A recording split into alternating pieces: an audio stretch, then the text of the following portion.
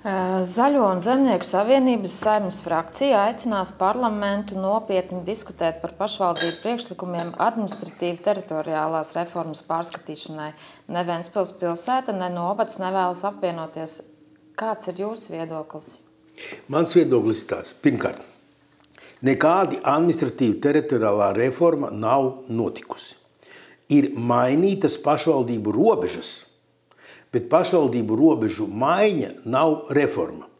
Jums te pie redakcijas ir zemes gabals, ja jūs nogriezīsiet vienu gabalu nost, tā nav reforma. Tas vienkārši zemes gabals maina platību. Tāpat kā pašvaldības maina savu platību. Attiecīgi iedzīvotāju skaitu, kas dzīvos tās platības. Punkts. Administratīva teritoriāla reforma notiks tad, kad tiks reformēta visa valsts pārvalde, un tās reformā tiek integrēta arī pašvaldības, kā vēlētas, šobrīd valdībai jau pakļautas vietējās tautas deputātu padomes pēc savas būtības šobrīd.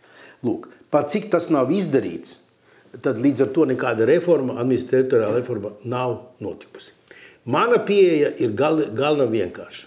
Latvijā ir jābūt 7 valsts pilsētām, 7, tad tajās neietilpst Jēkabpils, neietilpst Valmiera, neietilpst Ogre, un attiecīgi jābūt ir 27 apriņķiem.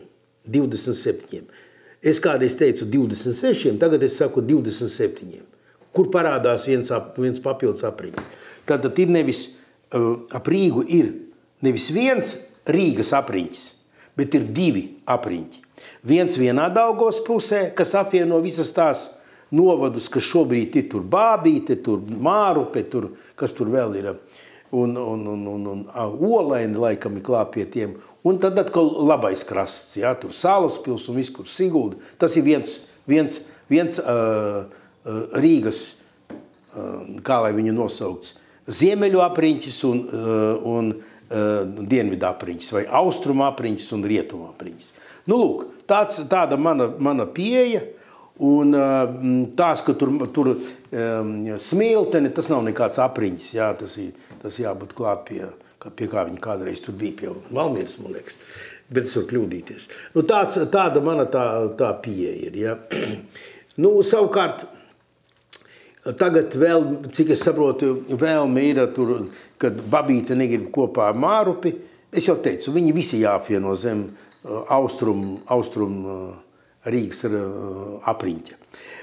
Kas attiecas uz pilsētas un valsts pilsētas un attiecīgie novadi, tad mēs tādu aptauju iedzīvotājiem izdarījām 2020. gadā, ja nemaldos, un novads ar to izdarīja. Un tur viennozīmīga iedzīvotāja atbilde bija, ka viņi vēlas palikt pilsētnieki Ventspils pilsētas un novads Ventspils novadā. Pie tam, kas ir interesanti. Tā saucamā reforma, zinat, ko paredz? Ka Ventspils pilsēta, kā struktūra vienībai, būs tāds pats status tai apvienotajā pilsētas un novadā kopā. Tāds kā piemēram Zlēkām. Tur būs pagastvecis Ventspils pilsētā. Pie tam nevis vēlēts, bet iecelts. Tāda ir tā reforma, kolosāls kāda. Ja? Pūces bija tāds ministrs Pūce bija.